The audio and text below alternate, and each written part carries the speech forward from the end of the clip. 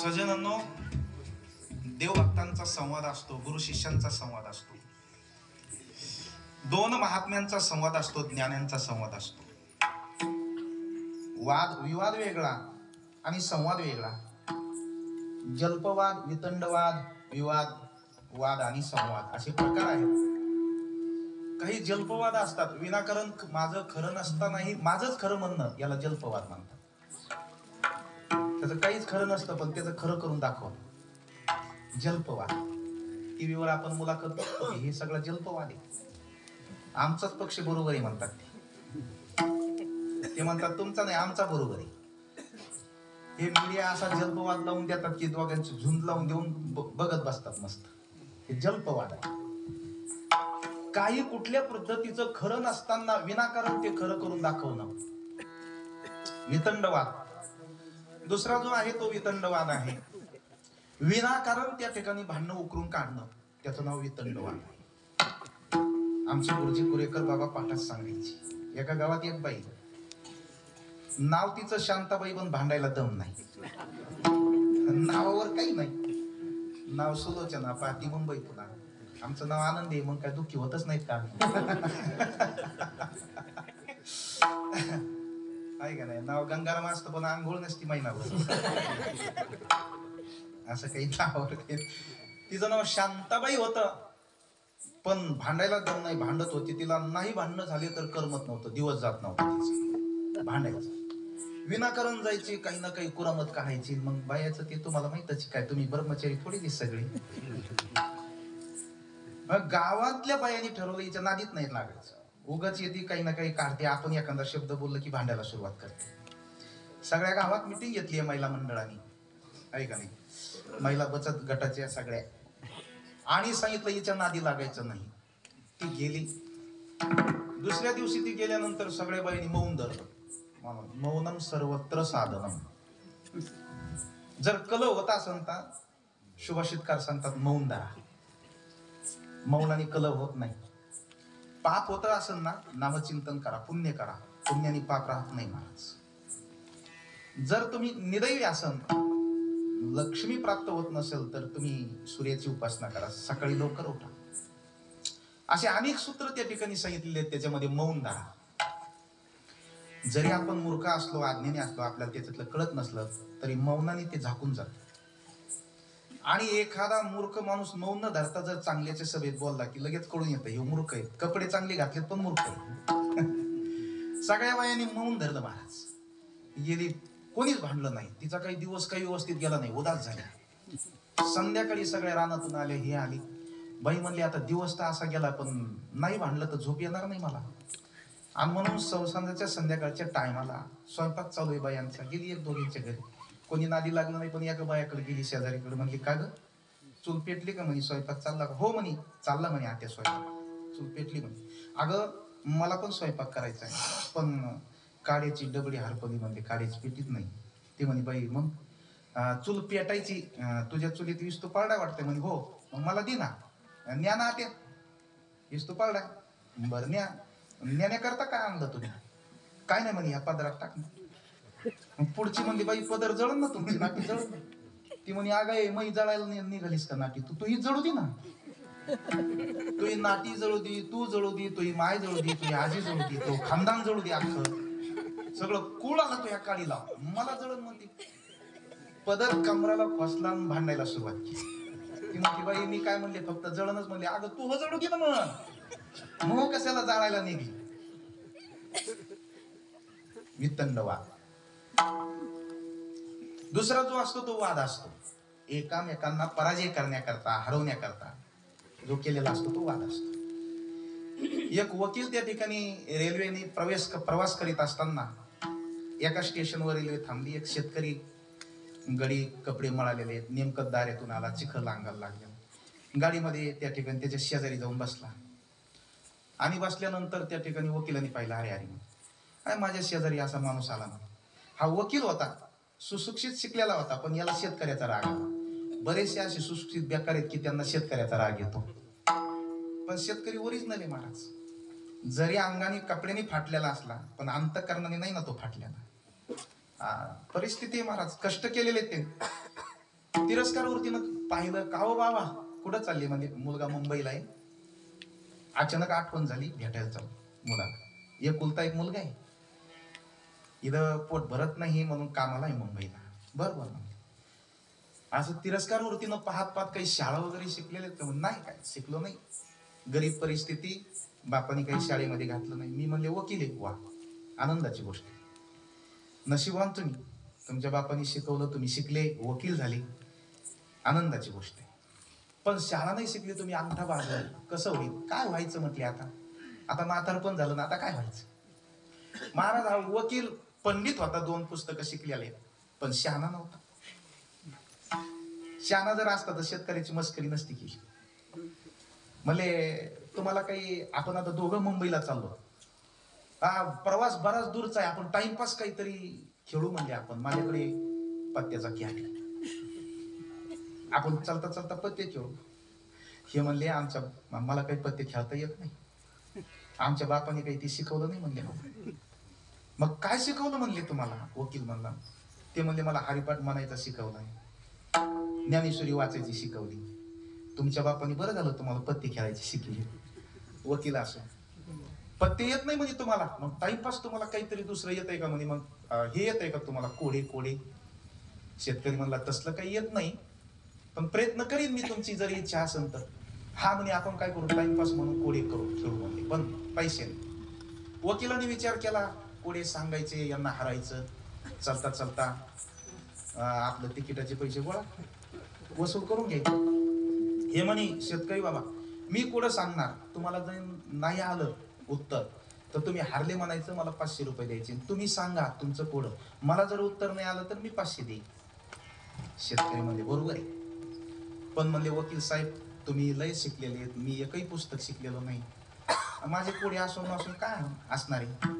मी एक सांगतो, तुम्ही मला कोडं सांगितलं, मी जर हारलो तर मी 50 रुपये देईन तुम्हाला, आणि माझ्या कोड्याने जर तुम्ही हारले तर तुम्ही 500 द्यायचे. वकिलांनी विचार केला, याचं कोडं सांगू काय असणार आहे, आपण लय पुस्तक शिकलेलं आहे, तर आपणच असे कोडे सांगून 50 रुपयांनी तिकिटाचे पैसे गोळा करू. जे पंडित होतं पण हे शहाणे होते. हा म्हणले चालतंय, काय हरकत नाही, तुम्हाला नाही आलं तुम्ही 50 द्यायचे, मला नाही आलं तर मी 500 देईन. शेतकरी म्हणजे ठीक आहे, चला सुरुवात. लगे वकील सांगायला लागल्यानंतर शेतकरी म्हणजे थांबा वकील साहेब, मला सांगू द्या, मी अज्ञानी माणूस आहे, अंगठा बहादर आहे, मी पहिल्यांदा सांगा, माझं उत्तर तुम्ही दिल्यानंतर तुम्ही सांगा, मग मी देईन. वकिलाला वाटलं सांगू काय सांगणारे, उत्तर देऊन टाकून नंतर आपलं सांगू. शेतकऱ्यांनी विचार केला, दमलेलो आहे, थकलेलो आहे, रात्रभर पाणी भरलंय उसाला, काय भ्यास लागली म्हणजे माग माझे. शेतकरी मग त्या ठिकाणी ते हुशार होते, त्यांनी सांगितलं म्हणजे वकील साहेब, वकील म्हणले सांगा तुम्ही कोडं. वकील साहेब म्हणले हे बघा. शेतकरी म्हणले हे बघा वकील साहेब, माझं कोडं असं आहे, एक असा पक्षी त्याला 2 चोचा येतात, 4 पंख येतात आणि 6 पाय येतात, असा पक्षी कोणता आहे तो सांगा म्हटलं. कसा 2 चोचीचा, 4 पंखाचा आणि 6 पायाचा, हा पक्षी कोणता, त्याचं नाव काय, हा पक्षी कुठं राहतो हे सांगा. हे सांगितल्यावर मग तुमचं कोडं सांगा. वकील म्हणले ठीक आहे. वकील विचार करू लागला, जे पहिलीपासून तर जिथपर्यंत शिकला होता तेवढी पुस्तकं डोक्यात उचकू लागला, असा पक्षी बघायला. शेतकऱ्यांनी कुठं सांगून टाकलं, मस्त टेकन दिलं, शेतकरी झोपून गेला, जाऊ दे आता भ्यास गेली. वकील विचार करू लागला, आपण जेवढे पक्षी पाहिले तेवढे ध्यानात आणू लागला. सगळ्या पुस्तकात पाहिलं काही मेळ लागा ना, तोपर्यंत गाडी चलतीचे 1 तास 2 तास 3 तास 6 तास झाले. मला वकील विचार करतो, डोकं काढतो, विचार करतो, जाम वैताग. मुंबईला गाडी गेली महाराज, स्टेशन जवळ आलं. वकील म्हणला काही मेळ लागत नाही राव पक्षात, पण आता हारलोच म्हणले, 500 रुपये देऊ आपण, पण हा पक्षी कोणता आहे हे शेतकऱ्याला विचारून आपल्याला तरी त्याचं ज्ञान होईल. जाऊ द्या म्हणले, 500 रुपये ज्ञान तरी होईल ना त्याचं. रेल्वे स्टेशन जवळ गाडी जात असताना वकिलांनी हलवलं शेतकऱ्याला आणि जाग केलं. म्हणजे बाबा उठा. हा म्हणले काही लक्षात आला का पक्षी तुमचा? नाही म्हणले पक्षी नाही लक्षात आला, पण रेल्वे स्टेशन आला आपलं, मुंबई आली. बरं म्हणले, मग पक्षी नाही सांगता येत तुम्हाला? म्हणले नाही. हारले का काय? म्हणले हो. मग 500 रुपये करा. त्याने खिशातून 500 रुपये काढले वकिलांनी, म्हणले मी हारलो, हे घ्या 500 रुपये, पण मला कोणता पक्षी तेवढं सांगा तुम्ही तरी, निदान एवढं ज्ञान आहे मला, पण हा पक्षी काही माझ्या वाचनात आला नाही, निदान ह्या पक्षाचं तरी ज्ञान होईल, जाऊ द्या 500 रुपये. शेतकऱ्याने ते 500 रुपये खिशात घातले, सुट्टे 50 रुपये काढले आणि सांगितलं तुम्ही जसे हारले ना तसं मी पण हारलो, हे 50 रुपये.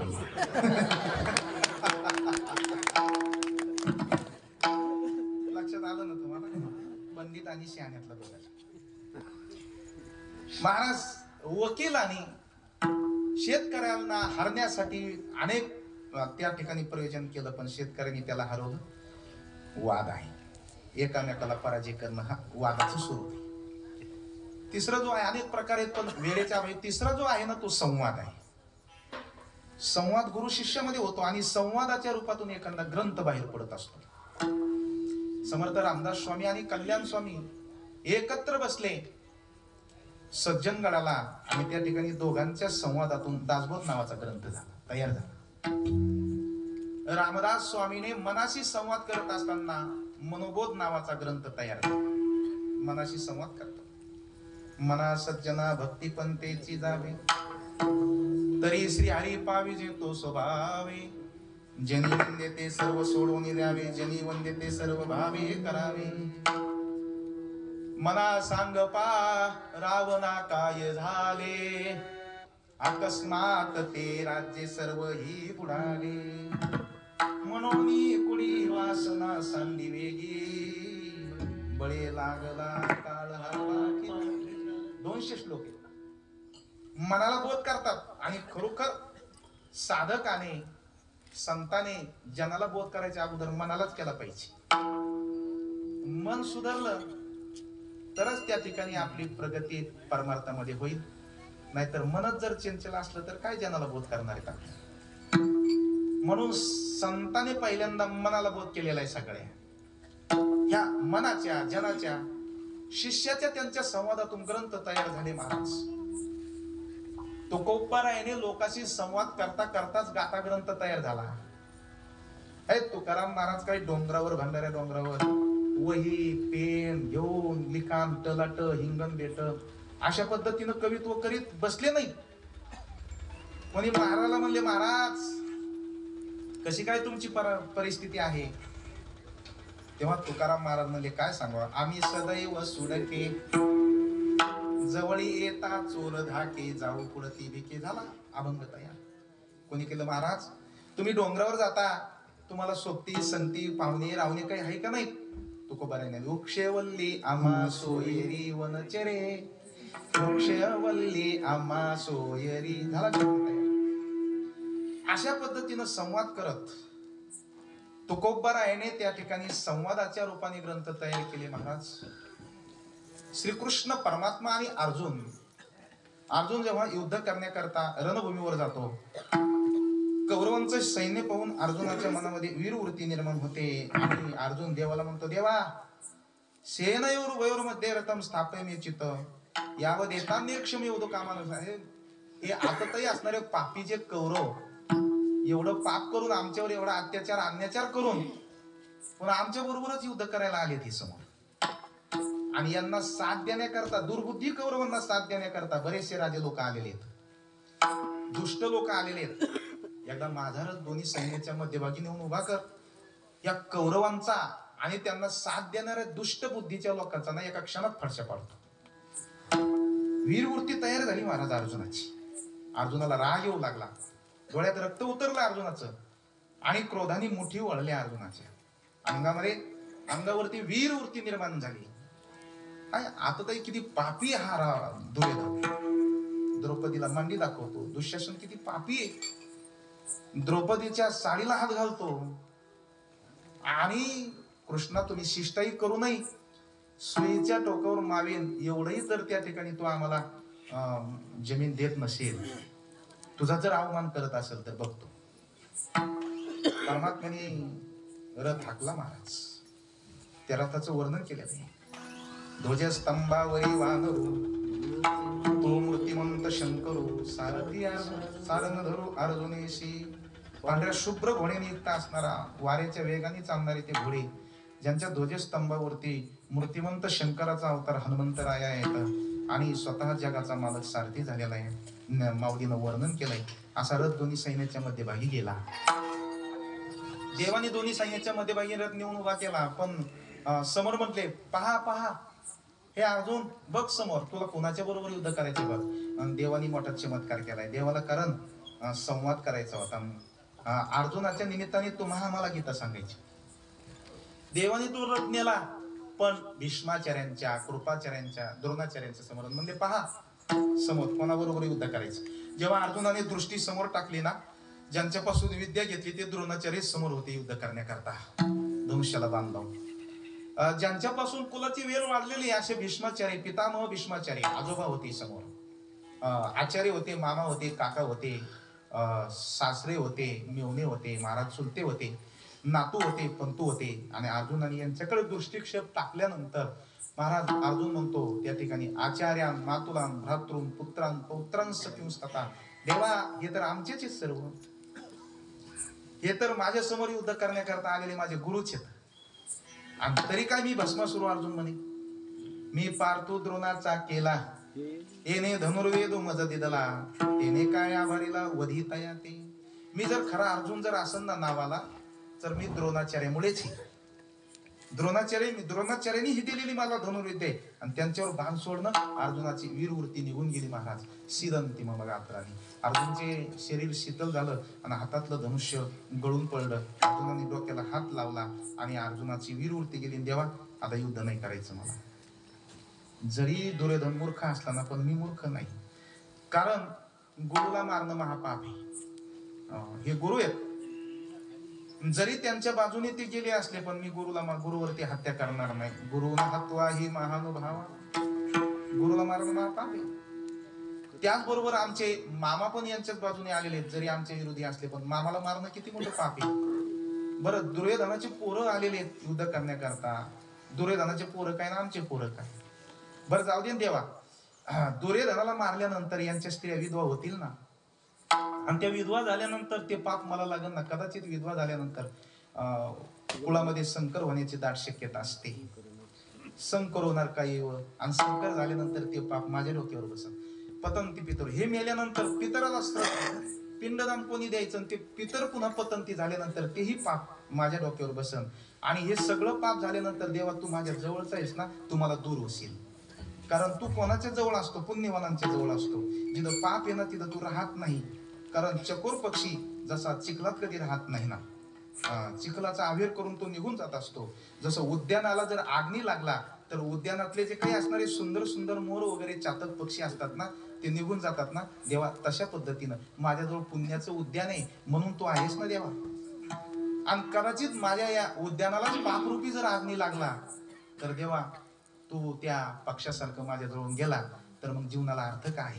आणि म्हणून मी आता युद्ध करणार नाही. ज्ञानोबा सुंदर वर्णन करतात. अर्जुनाने रथाच्या खाली उडी टाकली, युद्ध करणार नाही म्हटली. अर्जुनाची वीरवृत्ती गेली, अपमानी निघाली वीरवृत्ती. माऊलींची बघा कल्पना शक्ती किती सुंदर आहे. माऊली म्हणले वीरवृत्ती गेली ना, अर्जुनाची दयाद्र वृत्ती निर्माण झाली आणि अर्जुनाला सगळ्याबद्दल दया निर्माण झाली महाराज.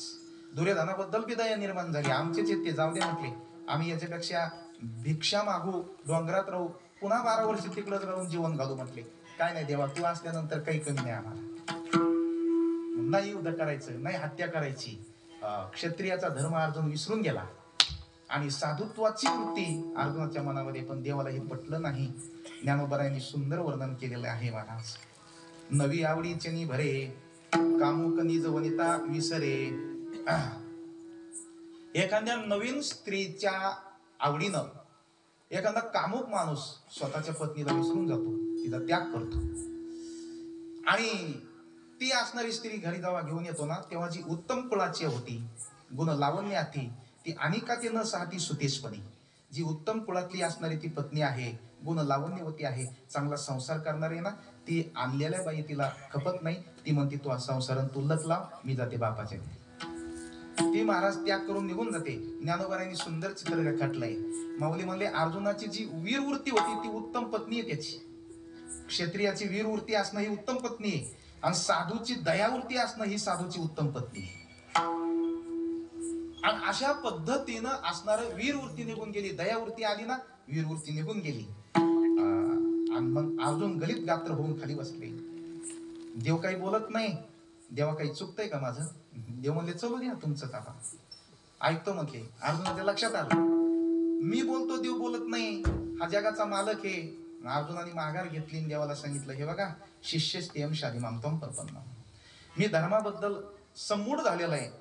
मला धर्म काय अधर्म नीती काही मला कळत नाही. शेवटी मी जीव आहे आणि तुम्ही शेवटी हे येतं. त्याच्यामुळं मी तुमचा शिष्य झालो तर मला खरं काय खोटं काय सांगायला सांगा म्हटले. मला शिष्य झाला ना आता मग बडबड करू नको. मी जे सांगन ते ऐक. कारण पहिला श्लोक भगवंतांनी सांगितला श्री भगवान वाच अश्वच्चान्नमो शोचस्त्वं प्रज्ञावादंश भाससे. अरे गतासून नानुशोचंती पंडिता. पंडिताच्या गोष्टी बोलतोस पण तू पंडित नाही. कारण पंडित माणसं असं विपरीत त्या ठिकाणी असणारे शोचन करत नाही. पंडिताला सगळं माहिती आहे. अरे तुला जर युद्धच करायचं नव्हतं तर इथं रथ घेऊन यायला कशाला लावलास मला? एवढी खटाटोप कशाला केलीस? एवढं सगळं सैन्य कशाला गोळा केलं? हे सगळं आणि कशाला मदत मागायला आला होता? आणि लग्नच करायचं नाही तर त्या ठिकाणी पत्रिका वाटल्या असतो स्वतःच रॉकेलच्या फटफटीवर बसून येड्या बाबळीतून पाहुण्याला पत्रिका द्यायला. लग्नाला या म्हणून सगळ्याला तो आग्रह केला. सगळं तू मंडप तू लावला, भाज्या तू लावला, डीजे लावला, सगळं तोच केलं सगळं. आणि आता त्या ठिकाणी घोड्यावर बसून आला, बासिंग त्या ठिकाणी बांधलंय, स्टेजवर उभा राहिला, नवरी मुलगी घेऊन आलाय, नवरीचा मामा तुझ्या माग मामा उभा राहिलाय, अंतरपाठ धरलाय ब्राह्मणांनी. करायची का सुरुवात म्हणले? मिळालाय का अक्षिदा सगळ्याला? करायची का सुरुवात? शुभमंगल म्हणत असताना म्हटलं थांबा. म्हणले काय? वैराग्य झालं, जरा साधू व्हायचे, कुंभमेळ्यात जायचे मला. फटके खायचं काम नाही का यात? आलेल्या वराडाला बी हे सगळं तू करायला लावलं. मी जगाचा मालक असताना मी हे झालो, मी त्या ठिकाणी तुझा सारथी झालो. हनुमंताला आणलंय, तुझ्या ध्वजस्तंभावर बसवलंय आणि तू असं बोलायला लागलास. आता करायचं काय? संवाद सुरू झाला महाराज. मग अर्जुन म्हणले मग करायचं काय? कसं करायचं? मी सांगतो तू ऐक. इथून गीतेचा संवाद सुरू झाला. दुसऱ्या अध्यायाच्या 11व्या श्लोकापासून. महाराज दुसऱ्याच्या अध्यायामध्ये सांख्ययोग सांगितला, ज्ञान सांगितलं अर्जुनासाठी. नत्वेवाहम म्हणजे तुला असं वाटतंय का यांना मी मारतो, तुझ्यामुळे हे मारतात? तू निमित्त कारण आहेस बाबा. हे सगळं मीच करून घेतो. निमित्ताचा धनी तुला त्या ठिकाणी केलेला आहे. आणि तू ज्ञानाच्या गोष्टी बोलतोस ना, पण ज्ञानी माणसाला माहिती आहे आत्मा कधी मरत नाही आणि शरीर नाशवंत आहे. शरीर कधीच मरत नाही. यांना तू मारलं नाही म्हणजे काही मरणार नाहीत का? चिरंतर राहणार आहे का? हे काय चिरंजीव होणार आहेत काही? यांचं शरीर जाणारच आहे ना. आणि ज्यांना तू मारतो असं म्हणतो ना, तू आत्मा कधीच मरत नाही रे अर्जुना. त्या आत्म्याला जन्मच नाही तर मरण कशाचं आलंय? न जायते म्रियते वा कदाचिन नायं भूत्वा भवितवान भूय अजः नित्यः शाश्वतोयम. आत्म्याचं स्वरूप सांगितलं. अच्छेद्य, शास्त्राने तोडल्या जात नाही, अग्नीनं जाळल्या जात नाही, पाण्याने भिजल्या जात नाही, असं आत्म्याचं. तुला देहाचं स्वरूप सांगू का? देह म्हणजे त्या ठिकाणी अशा पद्धतीचा आहे, तो वासांशी जीर्ण आहे. नवीन वस्त्र जुनं झाल्यानंतर टाकून देतो आणि त्या ठिकाणी पुन्हा नवीन धारण करतो. तसा हा जीवात्मा या शरीराला टाकून देतो आणि त्याच्या कर्म पद्धतीनं दुसरं शरीर धारण करतो ना. त्या ठिकाणी शरीराला मरण आहे, शरीराला जन्म आहे. शरीराला 7 प्रकारच्या अवस्था येतात. जरा व्याधी, जन्म, मृत्यू, बाल्यावस्था, तरुणावस्था, वृद्धावस्था, अनेक प्रकारचे व्याधी वगैरे पीडा. या सगळे शरीराचे धर्म आहेत. आत्मेवर घालू नकोस. प्रखर पद्धतीचं ज्ञान सांगितलं. कर्मयोग सांगितला 3ऱ्या अध्यायामध्ये. पुन्हा प्रश्न केला देवा हे आयुष्य कसं तू करतोस? मिश्रित वाक्य कसं सांगतो? ज्ञानही सांगतो, कर्म करायला सांगतोस. अरे बाबा ज्ञान होऊन तू कर्म कर आणि समत्व बुद्धीनं कर्म कर. 3रा अध्याय, 4था अध्याय, 5वा अध्याय, 6वा अध्यायामध्ये योग सांगितला महाराज. 7व्या अध्यायामध्ये प्रकृती पुरुषाचं ज्ञान सांगितलं. 8व्या अध्यायामध्ये ब्रह्म, अध्यात्म, आदिदैव, आदिभूत त्या ठिकाणी सांगितलं. सांगता तू योग साधला पाहिजे, समत्व बुद्धीचा होय. अर्जुनाने प्रश्न केला योग साधायचा करा, मन चंचल आहे. चंचल ही म्हणा कृष्ण, कसा योग साधायचा? बहुत चंचल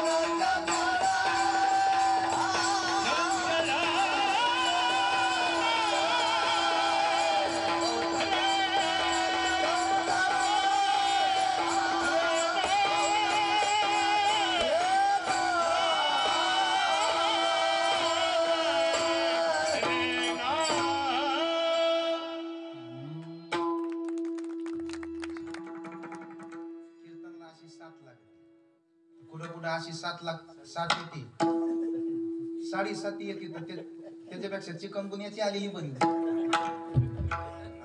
महाराज तात्या वा हे ऐसे कैसे होईल मरकटा समाधी राही म्हणतील राहिलं महावा तू चंचल असणार म्हणे. तेव्हा हे असं कसं होईल? तू म्हणतो योग कर. अरे योग तर जाऊ देच, साधं देवपूजेला माणूस बसला तर देवपूजा होत नाही. हरिपाठ म्हणायला लागला तर पहिल्या ठेप्यातून दुसऱ्यातून पुन्हा पहिला ठेपा चालू आहे. योग याग विधी येणे ये सिद्धी वायाची उपाधी करीशी जना बाबुगळे आकडे. दुसऱ्या ठेक्यात गेला का वापरलंच नाही. बाबुगळे आकडे रवी नाकडे करत अरे त्याला मेळ लागला नाही दुसऱ्या ठेक्यात कधी गेला तर. असाच दुसऱ्या ठेक्यातून तिसऱ्या अचानक जातो उड्या मारीत. साधा हरिपाठ व्यवस्थित पाठ व्हाय ना. कधी कधी याच अभंगातून पुन्हा पहिल्या ठेक्यात गुताडाच होतो सगळा. योग याग विधी काय करीशी ज्यांना म्हणायचं तर तिथं दम्म धर्म म्हणून पुन्हा मागे येतो. गुताडा होत नाही. शेवटी साधुबोध पर्यंत येतो. बायकोला म्हणतो झाला का चहा? म्हणती झाला. आम्हा साधुबोध झाला नरोनिया ठेला ठाईचा मुरला अनुभव चहा घेतो कापुराच्या वाती उजळ ठाईच समाप्ती झाली जैसी. चहा घेणं हरिपाठाची समाप्ती करणं संगच. तेव्हा एवढं मन पिलिंद रे. ओ माव त्या माकडाला समाधी कधी लागल का? त्या माकडाला समाधी लागल. याच्यामध्ये ज्ञानोबरायांनी सुभाषितकारांनी आणखीन त्याला जोर दिला. माकड आहे आधीच, त्याच्यात त्याला इंचू चावला माकडाला. आधी ते चंचल. माकड किती चंचल असत. कीर्तनाला येऊन बसतंय का असं? सगळ्या माणसाला हाणून जाईल माया सगळं. त्याला इंचू चावला, त्याला कोणीतरी दारू पाजली, त्याला भूतसंचार झाला महाराज. आणि मग बघा आता मर्कटस्य सुरापानंद प्रवृत्तिक दर्शनम तन्मध्ये भूतसंचारो यद्वा तद्वा भविष्यती. ते काय करेल सांगता येत नाही असं हे मन आहे. संवादी देव हसले, मानलं तुला, मनाची तक्रार केली. पण अर्जुना एक सांगू का? या मनाचे कणिके जे देखिल्या गोडीच्या ठाई सोके ते अनुभव सुखाची कौतिकी घेऊन जायचे. एरवी मन विषयाशिवाय रमत नाही. ह्या इंद्रियांचा स्वभाव यांना नेहमी विषय खायला पाहिजे. त्या इंद्रियांना या इंद्रियाचा स्वभाव काही विषयाविना रम्याचे नाही. पण आक्रमण असणारं जे मन आहे ना हे असं आहे, जरी विषयाकडे पळतं पण एकदा त्याला एखाद्या चांगल्या विषयाची चांगल्या परमार्थाची गोडी लागली ना, जे गोडी मनाच्या गोडीच्या ठाई सोकत ते आणि मग अनुभव सुखाची कौतुकी द्यावी. आणि मग त्याला अनुभव येता येता ते परमार्थाला एवढं लागतं की विषयाला ते विसरूनच जात. विषयी विसर अंगी ब्रह्मरस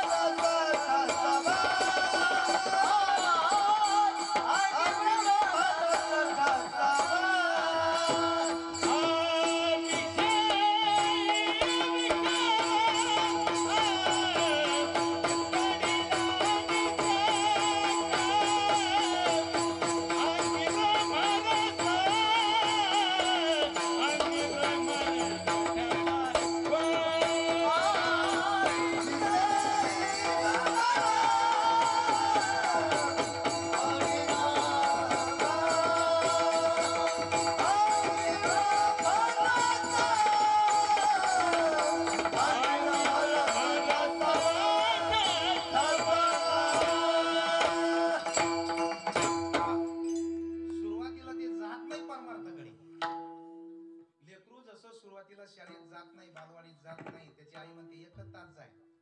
हे बघ तुला बिस्किटचा पुडा देते. बिस्किटच्या पुडाच्या असं 1 तास जाते, नंतर 2 तास जाय, दुपारपर्यंत जाय. हे खाऊ देते, असा चिवडा देते, हे देते. हळूहळू ते जायला लागतं. एकदा त्याला शाळेची गोडी लागली का आई कापसाच्या दिवसात आई म्हणते चल जरा 2 दिवस कापूस लय फुटलाय. ते म्हणते आता येत नाही. आता आईनं त्याला शाळेतून काढून न्यायचा प्रयत्न केले तरी येत नाही. शाळा शिकतोय, मास्तर होतोय, सुरुवातीला जात नाही महाराज. या मनाची एक रीती, मनाचा स्वभाव असाच आहे. जात नाही, एकदा गेला की पुन्हा येत नाही. परत माघारी घेत नाही. येणे सोस्य मन झाले हव भरी, परत माघारी घेत. आत्मसुखाच्या गोळ्या विटे जो का सकळ विषया तयाच्या ठाई इंद्रिया मानो नाही. हे अर्जुना, अशा पद्धतीनं हळूहळू अभ्यासाने त्याला शांत करावं लागत. अभ्यासेन तू वैराग्यन, एक तर अभ्यास आणि दुसरी गोष्ट वैराग्य. जर तीव्र वैराग्य असलं तर मन तुझं धावणार नाही विषयाकडे, त्याला खरं आणि खोटं त्याला कळणार आहे. या साधू संतांना तीव्र वैराग्य. महाराज वैराग्य वैराग्य म्हणजे काय, त्यांना विषयातलं गमक कळालं पाहिजे. तुका म्हणे हा मज काय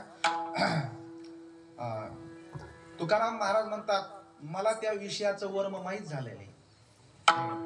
काय अभंग येतो, तुका म्हणे मज वा कळले त्याचे वर म्हणजे जे कर्मधर्म नाश. माईक पदार्थ आहेत ते, मला त्यांचं वर्म त्या ठिकाणी कळलं, मी जाणार नाही. एकच दृष्टांत सांगतो, वेळ कमी आपल्याला. एक माणसाचा नेम आहे, पंगत करायची, देवीचं मंदिर आहे, त्या देवीला भग द्यायचा माणसाचा. पण त्या ठिकाणी असणार कोणी जात नाही म्हणून पंगत करतोय, कोणीतरी अनोळखा माणूस येतोय, त्याला ताट करतोय, त्या ताटात विष घालतो, विषाने तो माणूस जातो, तो देवीला भग ठरतो. 1 वर्ष पंगत सुंदर बसलेली, रस्ते नाही, त्याच रस्त्याने वारकरी चालला. वारकरी भुकेलेला होता, सकाळपासून पोटात अन्नाचा कण नव्हता, रात्री पण जेवण झालेलं नव्हतं. वारकऱ्यांनी पंगत पाहिली. अरे पंगत मध्ये आपला अधिकारच आहे म्हटले, तो पंक्तीला जाण्याचा. काय बोलवलंच पाहिजे का कोणी तिथं वारकऱ्याला? पंगत बसली म्हणल्यावर आपल्या देवाची पंगत आहे, कोणता का देव असा ना, तो आपलाच आहे, आपल्या पांडुरंगाचे सगळे देव आहेत. वारकरी गेला महाराज, आणि खरोखरच एक ताट असं सुंदर केलेलं होतं, रांगोळी घातलेल्या होत्या, बसायला पाट टाकलेला होता, ताटाला पाट होता, उगदा त्याचा घमघमाट होता, पंचपक्वान्न ताटात वाढलेली होती. वारकऱ्याला आनंद झाला, वा ताट रिकामं, बसू का? यजमानी सांगितलं तुमच्याचसाठी बसा. वारकऱ्यांनी पडशी ठेवली महाराज, पताका ठेवला, वारकरी बसला जेवायला. पंगत वाढणं झाली. तेवढ्या वेळामध्ये कुंडली कवरदेव झालं महाराज. वदनी कवळ घेता, वारकऱ्याला वाटलं कधी होतंय, कधी पाणी फिरवतो, कधी खातो, कारण पोटात भूक लागली. वदनी कवळ झाला, कुंडली कवरदेव झाली, पाणी फिरवलं आणि आता घास घेणार. तेवढ्या शेजारी बसलेल्या माणसाला दया आली हो त्या वारकऱ्याची. त्याला वाटलं दुसरा असतं तर गेला असतं, काय नाही, पण वारकरी वयस्करी पंढरीचा वारकरी. तो यजमान तिकडं पलीकडच्या करीला गेल्यानंतर जात असताना सांगितलं, वारकरी बाबा जेवू नका, तुम्ही जेवू नका. हात धरला. ते म्हणे बाबा काहून रे? भूक लागलेली पोटात, कालपासूनचा उपवासी. अरे पंगत घातलेली घातले, वारणाराने भरपूर वारलंय, का तू आडवा येतोस असा? तोंडात घास जायच्या ऐवजी का घास धरलास तू? अशा धर्म कार्याला का आडवा येतोस? काय दुश्मनीस, काय केलंय मी तुझं? सांगितलं बाबा तुम्हाला जर जगायचं असलं तर जेवू नका, आणि मरायचं असलं तर जेवा. म्हणजे असं काय बोलतो तू? नाही म्हटले, कारण या माणसाचा नियम आहे, यांनी तुमच्या ताटात विष टाकले. वारकरी म्हणे असं होणार नाही, हजारो लोकांची पंगत देतो, तो काय मारायला देतो काय मला पंगत? नाही नाही तसं होणार नाही. सांगितलं हे बघा, तुमचा भात बघा, तुमचा शिरा बघा, तुमची बुंदी बघा, माझं बघा, तुमच्यात बघा. तुम्हाला विश्वास येत नसला तर तुमच्या बुंदीचा कण काढून खाली टाका. कण काढला, खाली टाकला, माशीनं त्या ठिकाणी चापल्याबरोबर माशी तडफडून मेली. वारकऱ्याच्या लक्षात आलं खरोखर ताटात विष. वारकऱ्यांनी पळशी उचलली आणि चल धू. वारकरी निघले महाराज. मोठ्या मोठ्या पांढरा टाकीत, मोठ्या धापा टाकत वारकरी निघले. तेवढ्या वेळात ज्या यजमानाने पंगत दिली होती ना, त्या यजमानाने त्या ठिकाणी वारकऱ्यांना हाक मारले. ओ वारकरी बाबा थांबा म्हणले. भरल्या ताटावर उठून का चालला? कारण जेवण झाल्यानंतर ही 5,000 रुपयाची 10,000 रुपयाची तुम्हाला दक्षिणा आहे. वारकरी म्हणले काय सुतुळी बांबूला देतो काय माझी दक्षिणा? तुझ्या खिशात ठेव, मरायचं नाही मला. दृष्टांत संपला. ज्ञानोबरायांची ओवी. विशेरान दिले रस सोय, जे जेवणारा ठावे होय, ते ताटची सांडूनी जाय, जिया परी तिया परी.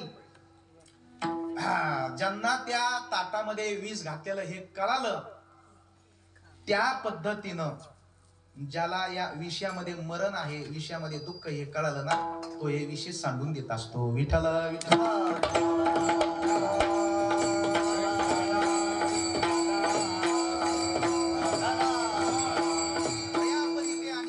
वैराग्य दौडिता पाठी लागे. अर्जुनाचा श्रीकृष्ण परमात्माचा खूप संवाद आहे महाराज. संपूर्ण कीर्तन होईल त्याच्यामध्ये. त्या संवादातून ग्रंथ तयार झाला. तुकोबराय देवाकडे संवाद करतात अनेक प्रकारचा. संतांचा आणि देवाचा संवाद आहे. कधी कधी भांडण्याच्या रूपाने संवाद आहे, कधी कधी खेदयुक्त करून संवाद आहे, कधी कधी मागणीच्या रूपाने संवाद आहे, कधी कधी आवडीच्या रूपाने संवाद आहे.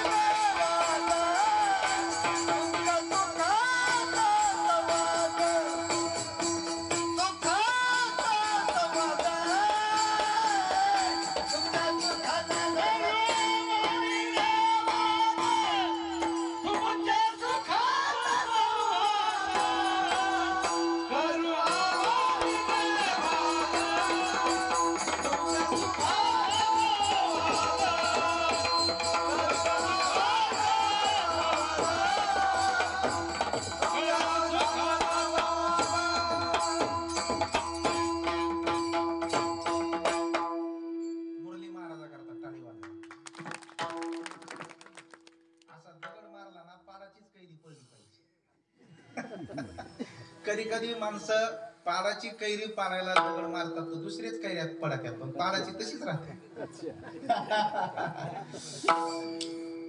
प्रमाण अगदी समर्पक आलं तर कीर्तन करायला विषय बरोबर वाटत असतो. करू आवडीनं वाद. साधू संत देवाबरोबर आवडीनं वाद करतात. जनाबाईंना त्या सोळावर नेत असताना देवाबरोबर वाद करतात. देवा धुंद झाला तुझा दरबार, पुण्यवंत पाताळ लोकी नेला, दरिद्र तो भाग्यवंत केला, चोरट्याचा बहुमान वाढविला, कीर्तिवानाचा अपमान केला. देवा अरे धुंद झाला तुझा दरबार, सत्ववानाचा बहु केला छळ, कीर्तिवानाचे मारिले बाळ, सखा म्हणते त्याचे नाशी बळ, जनी म्हणे मी जाणे तुझा खेळ रे. अरे विठ्या हे तुझी रांड रांड की झाली झाली, तुझी रांड रांड की झाली, तुझी रांड रांड की झाली, तुझी रांड रांड की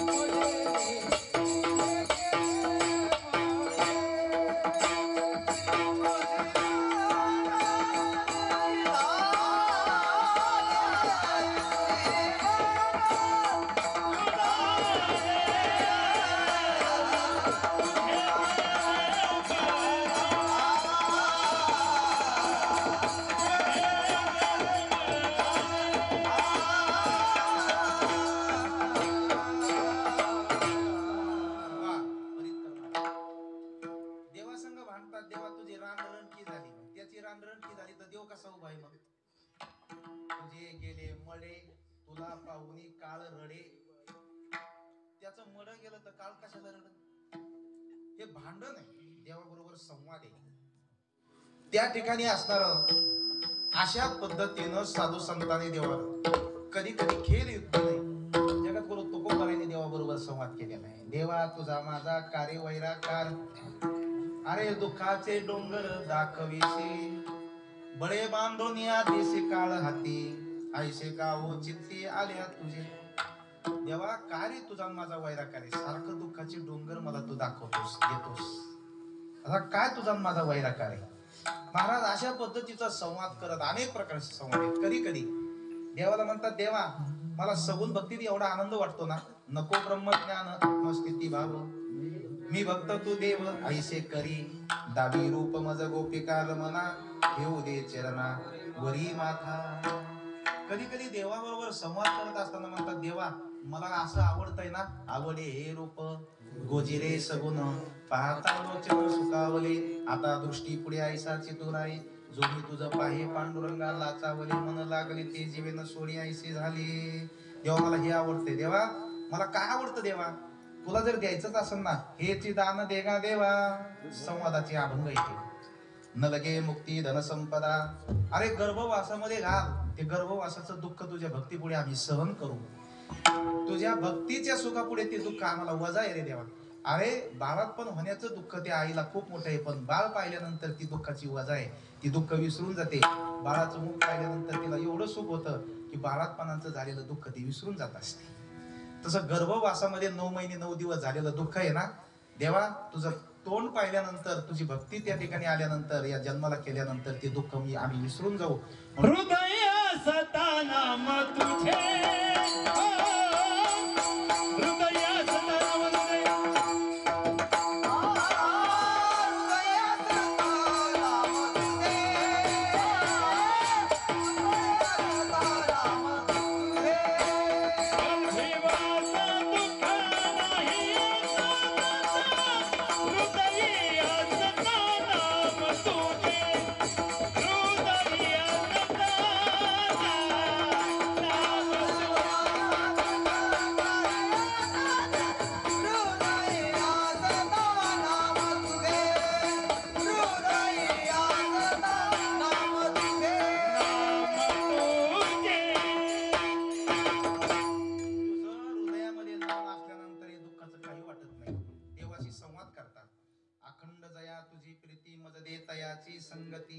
मग मी कमळापती तुझं बाणाने विठ्ठला. तुम्हाला आणखीन काय आवडतं देवा तुझी ज्याला तुझी प्रीती आहे ना त्याची संगती आवडते. आणि देवा सांगू का तुला काय आवडतं ज्याच्या चित्तामध्ये तू बसलेला आहे ना त्याच्या संगतीची आवड मला आवडते. अभंगाच्या पहिल्या कडे देवा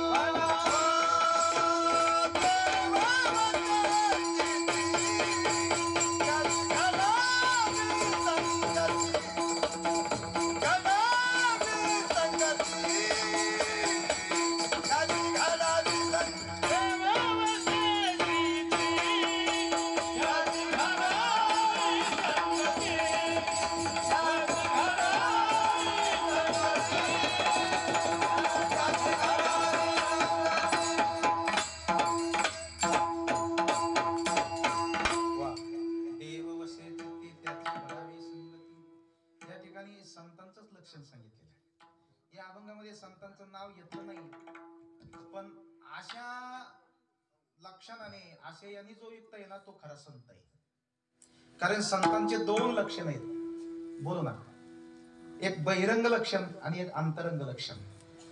महाराज संतांचं बहिरंग लक्षण काय आहे?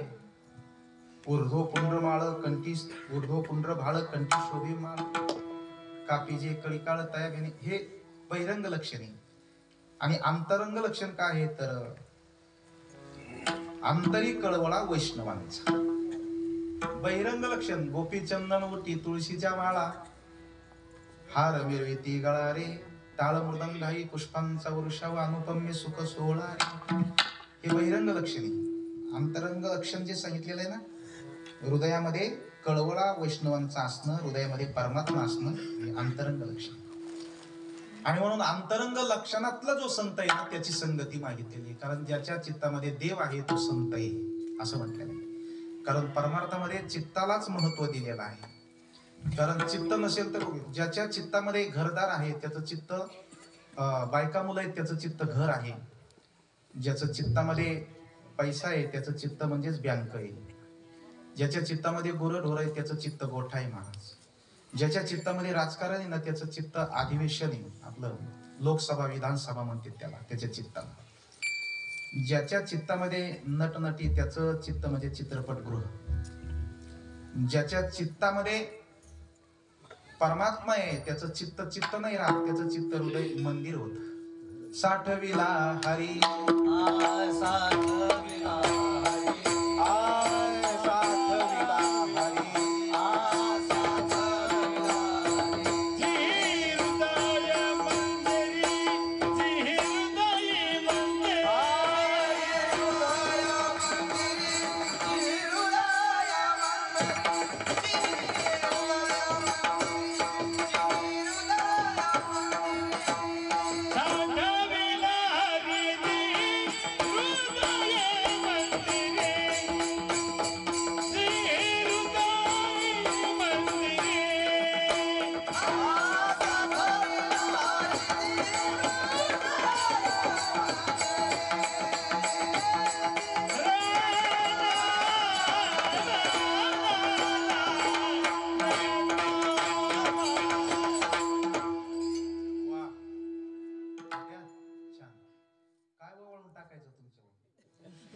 साठविला हरी, जे हृदय मंदिर. ज्याने या हृदयाचं मंदिर बनवलं ना त्याच्या चित्तातच देव येऊन राहत असतो. त्या देवाचं राहण्याचं ठिकाण कोणतं आहे मला सांग? मंदिर आहे. हृदयाचं मंदिर कधी बनतं महाराज? हृदय म्हणजे चित्त, चित्त अहंकार म्हणजेच हृदय.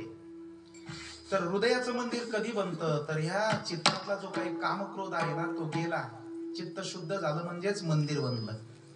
तुका म्हणे देह भरिला विठ्ठले, कामक्रोध केले घर रीते, कामक्रोध लोभ जयाचे अंत करी, नाही अधिकारी ऐसा येथे.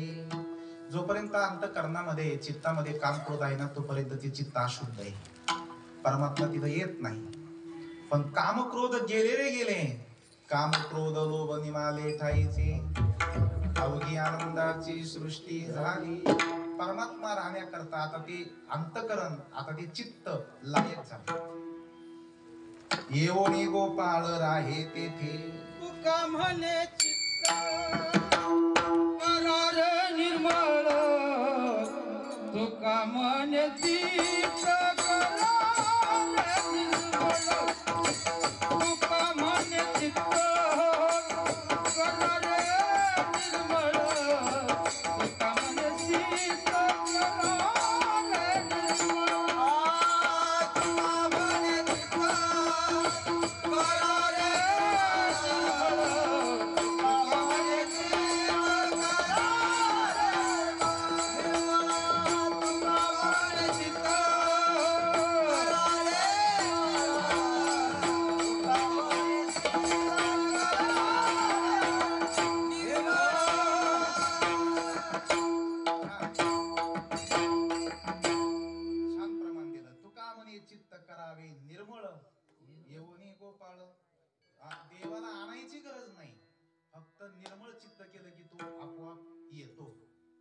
आणि निर्मळ चित्त नाही झाले तर असल्याला जातो. काय आपल्या हृदयात देव नाही काय? हाही तर कळतो का तू आपल्याला? कारण का त्याच्यावरती आवरण आलं. जसं पाण्यावरती शेवाळ आवरण आलं ना तर पाणी कळत नाही, ज्ञानोबा म्हणतात. पाणी तिथं आहेच, बरं ते बाबुळे सारावे परते, ते निर्हाई आहे. ते पाणी आहेच पण बाबुळ आलेले, शेवाळ आलेले. डोळ्यावर पडळ झापड आली की दृष्टी गेली म्हणून समजायचं महाराज. तसं अज्ञान रूपी त्या ठिकाणी असणार, त्या ठिकाणी मलिनता गेली, मग देव त्या ठिकाणी येत असतो. म्हणून चित्त शुद्ध अगोदर पाहिजे. आणि चित्त शुद्ध नसलं तर काही उपयोग नाही. नाही निर्मळ जीवन काय करील सावन. निर्मळ जीवन म्हणजे चित्त. चित्ताला जीवन म्हटल्याने काय करील साबन लक्ष हमामा मोती. आमचे गुरुजी म्हणायचे किती लाव लक्ष, मातीत होणारे मिक्स आहे, ठरलेलं आहे फिक्स. शरीराला वरून किती लक्ष लावले, चित्त निर्मळ नसेल तर काही उपयोग नाही. माणसं वरून सुंदर येतो पण मनाने खूप म्हणजे गलिच्छ येतो, खूप गदळ झालेत माणसं. म्हणून तुकोबराय म्हणतात, तुका म्हणे चित्त करावे निर्मळ. ज्ञानोबरायांच्या ओव्या येतात. चित्त शुद्ध नसल्यानंतर काय होतं महाराज? मृत जैसा शृंगारीला, गाढव तीर्थे नहानीला, कडू दुधिया माकीला गुळे जैसा. कडू भोपळाय तात्या, आणि एखाद्याने ठरवलं की त्याला गोड करायचा आणि गुळात भिजू घातला महाराज. कोण? बोला ना, काय कीर्तन मी त्या भोपळ्याचं म्हणत नाही, ह्यो 3.5 हाताचा भोपळा. तो कडू आहे म्हणजे अंतःकरणामध्ये खूप विकार भरलेला येतं, द्वेष भरलेला एकामेकाचा. आणि वरून किती भजन पूजन 24 तास चालू आहे, परिवर्तन नाही. कडू दुधिया माखीला गुळे जैसा, मृत जैसा. मेलेल्या माणसाला शृंगार उपयोगाचा नाही महाराज.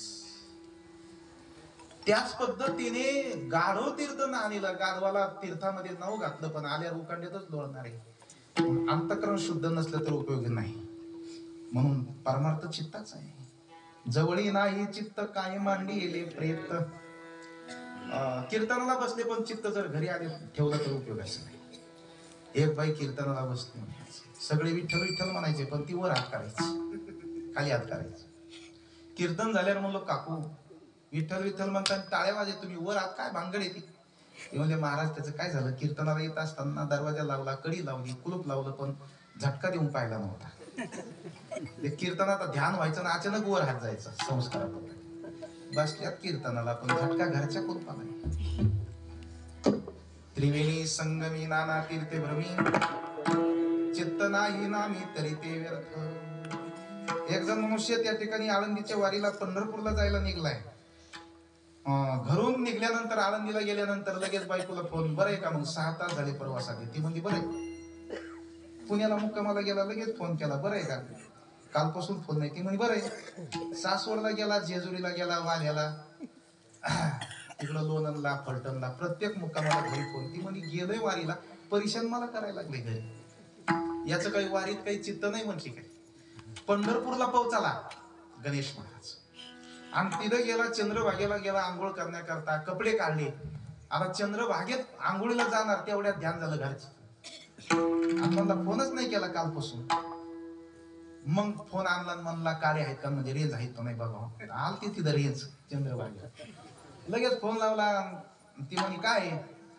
ह्यो म्हणला काय नाही, आता आंघोळच करायची होती, आता लांबूनच दर्शन करून येतो लवकर. पण म्हणलं बरं आहे का नाही विचारावं. ती म्हणली, ती वैतागली. ती म्हणली काय कशालाच गेलंय काय माहिती, तिकडं सगळं चित्त घरी ठेवलंय किशोर भाऊ आणि गेलंय पंढरपूरला, कशाला गेलंय काय माहिती. तेव्हा म्हणला बरं आहे का, बरं आहे का सगळं, पुन्हा हे काड्या जातील तर बोलणं व्हायचं नाही. ती म्हणे एवढा काय एका दमात बोलायला, जरा दम तर काय थोडा. नाही नाही नाही, पुन्हा हे रेंज जाते ना मग बोलणं व्हायचं नाही. बरं आहे का सगळं? ती म्हणे सगळं बरं आहे पण काय ते बोल लवकर करून श्वास पुन्हा घुटमाळायला लागला. पण काय झालं, तिला वाटलं आता थोडी मजाच घेऊयाच. ती म्हणे सगळं बरं आहे पण आपली बांडी कुत्री मेली म्हणे. बाबू म्हणला बांडी कुत्री कसं काय मेली? काय नाही म्हणे, वाघाराचा हाडूक त्याच्या तोंडात गुतलं होतं म्हणून मेली. वाघार मेली का काय? वाघार कस काय मेली? काय नाही म्हणे, ते म्हशीमुळे ओरडू ओरडू मेली. म्हैस मेली का काय? म्हैस कस काय मेली? तिला तिला सोडायला चारा पाणी टाकायला कोणीच नाही. म्हातारं मेलं का काय म्हणा, म्हातारं कस काय मेलं काय नाही, त्याचा जीव लागतो होय म्हातारी गेल्यापासून. हो म्हातारी गेली का, म्हातारी कस काय गेली काय नाही, नातवाची हाय खाल्ली ती ना. मला पोरग गेलं का काय, पोरग कस काय गेलं, वरच्या दुधावर कवर राहील ती माय नसत्या. तू मेली का काय, मेल्या काय भीतर बोलते का तू या संग, इकडं सगळं व्यवस्थित आहे. फोन ठेव, चंद्रभागेला गेलाय, कपडे काय घेत ना आता, आंघोळ कर, प्रदक्षिणा कर, शिखराचं वगैरे दर्शन करून खूप बारीला लाग, प्रदक्षिणा कर, काला करून इकडं सगळं चांगलं आहे, काही काळजी करून. त्रिवेणी संगमाला गेलाय पण चित्त घरी ठेवलं, उपयोगाचं. परमार्थामध्ये चित्ताची गरज आहे आणि म्हणून साधू संतांनी चित्त निर्मळ बनवलं, म्हणून देव वशे चित्ती त्यांची घडावी संगती. विठोबा टाळी टाळी टाळी टाळी, आता वर करा, आता वर करा.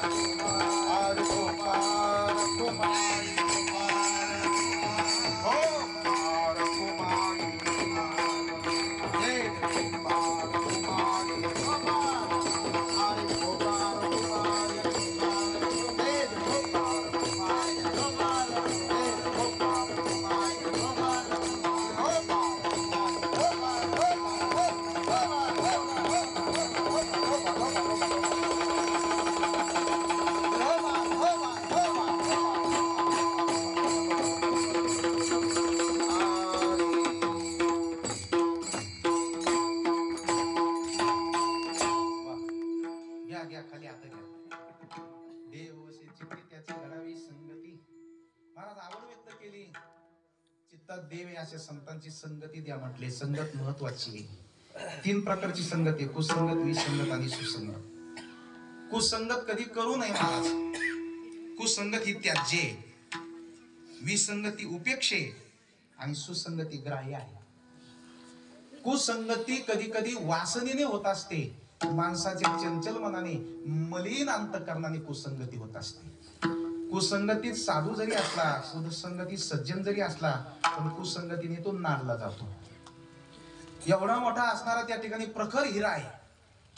ओरिजिनल हिरा त्याला म्हटलं जातं. हिरा ठेविता ऐरणी, वाचे मारिता जो घनी, तो चिमोल पावे खरा. ओरिजिनल हिरा त्याला म्हटलं जातं. आयरनीवर ठेवायचा, घनाने मारायचा, पण तो फुटत नाही. आयरनीत जाऊन बसतो नाही तर घनात शिरतो, पण फुटत नाही. ओरिजिनल हिरा आहे. पण असा असणारा कडक ओरिजिनल हिरा ढेकणाच्या जर संगतीत गेला तर त्याच्या ढेपसा होतो, त्याची राख होते. कुसंगे नारीला साधू जैसा, ढेकणाच्या संगे हिरा जो भंगला. कुसंगे नारीला. महाराज तुकोबर याचं वर्णन करतात. बैसता चोराचे संगती, तैसीच होय बुद्धी, देखताची चिंधी मन धावे. बैसता व्यभिचाराच्या संगती, तैसीच होय बुद्धी, देखताची नारी मन धावे. संगत, संत संगति बिना कुछ की उन्नति होती है और कुसंगती बिना कुछ किया पतन होता है. एखादा म्हणला काही करत नाही, फक्त पिणाऱ्याच्या संगती ते मित्र आहे म्हणून पेल्याशिवाय राहणार नाही एक दिवस. एखादा म्हणला मला काहीच येत नाही, पण तात्या संघ, मुरली महाराज संघ, परितकर महाराज संघ कीर्तनाला भजनाला जात असतो, एक दिवस महाराज होतो. तो कितीतरी उदाहरण आहेत. टाळी वाजवा महाराज. आपल्याला माहिती, आमच्या संगतीमध्ये एक क्षीरसागर नावाचा माणूस, महाराज परतूरला 24 तास दारू पिऊन पडायचा. त्याला आम्ही उठून आणायचो संध्याकाळी पहाटे वगैरे असं. त्याला असं घेऊन जायचो कार्यक्रमाला, कीर्तनाला, इकडं तिकडं. त्याला गोडी लागता लागता एवढी लागली. नंतर हळूहळू दारू सुटली. हळूहळू त्यांनी थोडं म्हणायला लागला, अभ्यास केला. महाराज उत्तम कीर्तनकार झालाय. त्याला माहिती ते लक्ष्मण महाराज शिरसागर आमच्यापेक्षा भारी ते औरंगाबादला कीर्तन करतो. अहो प्रॅक्टिस झाली सगळी. आम्हाला माहिती हे कितीतरी उदाहरण आहेत. आम्हाला वाल्याचा जर वाल्मिक होऊन रामायण लिहितो म्हणल्या, कशामुळे लिहिलं त्यांनी रामायण? नारदाची संगती, अर्धाक्षण घडता संतांची संगती. आणि म्हणून कुसंगती नाही पाहिजे, सुसंगती पाहिजे. आणि विसंगती होऊ नये, पण प्रारब्धाने कधी कधी संसारामध्ये होत असते. अहो बाप लेकाचं चांगला संसार चालायला पाहिजे, पण बापाला कीर्तन आवडतंय, ते कीर्तनात असतो इकडे रात्री, मुलगा ढाब्यावर असतो संध्याकाळी 12 वाजता. दोघांचं पटत नाही, याला विसंगती म्हणतात. भावाचं पटत नाही, एका भावाचे चांगले विचार, एकाचे दुसरे विचार, विसंगती. रावणाचं विभीषणाचं कुठं पटलं महाराज? आईचं मुलाचं पटत नाही, भरताचं आणि कैकेयचं कुठं पटलं? विसंगती आहे सज्जन. कधी कधी बायको एका विचाराची, नवरा एका विचाराचा असतो. नवऱ्याला वाटतं वारकरी घरी आणावं, जेव घालावं, सगळं करावं, साधू संत. बायकोला वाटतं ही पिढा कशाला, तिचं डोकं उठतं. चांगल्या संगतीतला नवरा, सज्जन नवरा, वारकरी आला म्हणून घरी आणलं, वारकरी बाबा चला, बायकोला सांगितलं कर बरं पिठलं भाकर काय असेल त्याला जेवायला. वारकरी तिला वाटलं आणलीच येली पिढा, शेतातून जाऊन येतो लगेच